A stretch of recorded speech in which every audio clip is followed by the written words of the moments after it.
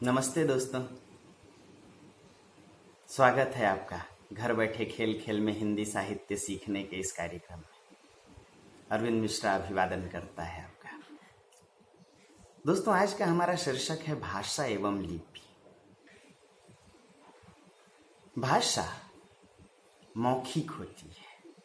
भाषा मुंह से बोलते हैं और कान से सुन करके इसका अर्थ समझते हैं, जबकि लिपि लिखित होती है। लिपि को लिखकर वर्णों और अक्षरों से हम उसे प्रस्तुत करते हैं।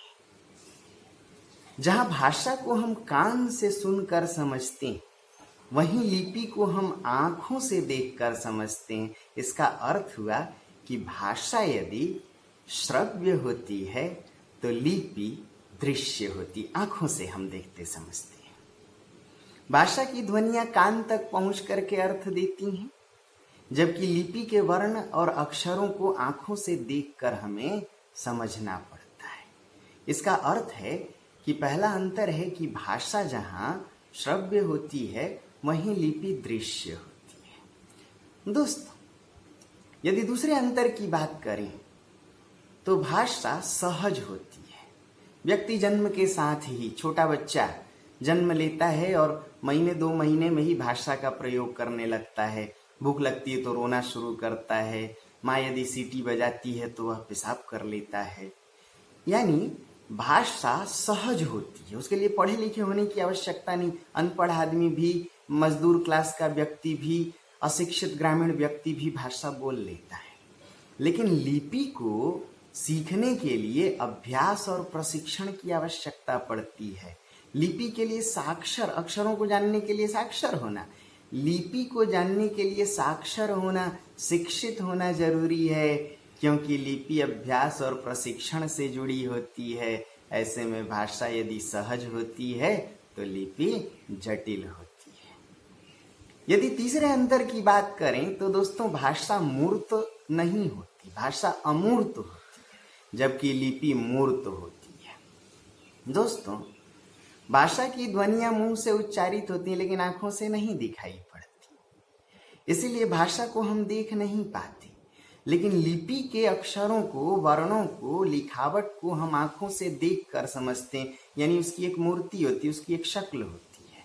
यही वजह है कि भाषा अमूर्त होती है जबकि लिपि मूर्त होती है। दोस्तों, कोई भी भाषा क्षणिक होती है। हम मुंह से बोलते हैं भाषा और उसका अर्थ वहीं स्पष्ट होकर के भाषा वायुमंडल में विलीन हो जाती है। लेकिन लिपि लिख देने के कारण सदियों तक, युगों युगों तक चिरस्थायी बनी रहती है।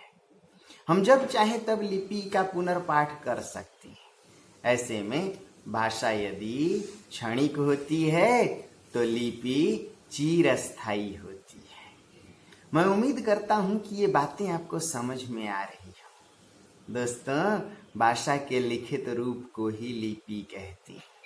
इसका अर्थ है कि भाषा वर्णों और अक्षरों के माध्यम से लिखी जाती है। कोई भी भाषा जब आप उसे लिख देते हैं तो उसका लिखित रूप ही लिपि है। भाषा वर्णों और अक्षरों, भाषा प्रतीकों के माध्यम से व्यक्त होती है। ऐसे में भाषा का लिखित रूप ही लिपि है।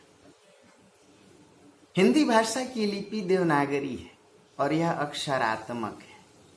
इस अक्षरात्मक लिपि की कई विशेषताएं हैं, जिनको जानने के लिए हम अगले वीडियो में देखेंगे।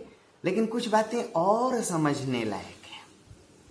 जैसे भाषा और लिपि दोनों में कई अंतर होने के बाद एक दूसरे के पूरक भी हैं। यदि भाषा आत्मा है तो लिपि उसकी देह है। आत्मा नहीं दिखाई पड़ती, देह दिखाई पड़ती। इसका एक अर्थ और निकलता है कि आत्मा अमूर्त है, उसी प्रकार भाषा भी अमूर्त है।